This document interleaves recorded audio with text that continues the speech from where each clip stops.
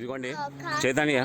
Okay అక్క, నువ్వు కొడుతూ మాట్లాడాలి. ఇగో భయ్యా, నేను మా చేతన్ మాన్వి అడిగింది. ఒక నిమిషం, మాన్వి అడిగింది నేను మీరు సాయంత్రం వచ్చి నాకు క్లాస్ చెప్పండి అంది. ఓకే, అయితే నేను అన్నాను క్లాస్ సాయంత్రం వస్తే మళ్ళీ కొంచెం ప్రాబ్లం అవుతుంది, మేడంని అడగండి. అయితే మేము రోజు వస్తాం కానీ ట్యూషన్కి వెళ్తాం మేము 5:30 to మళ్ళీ ఎన్ని అవర్స్ డైలీ.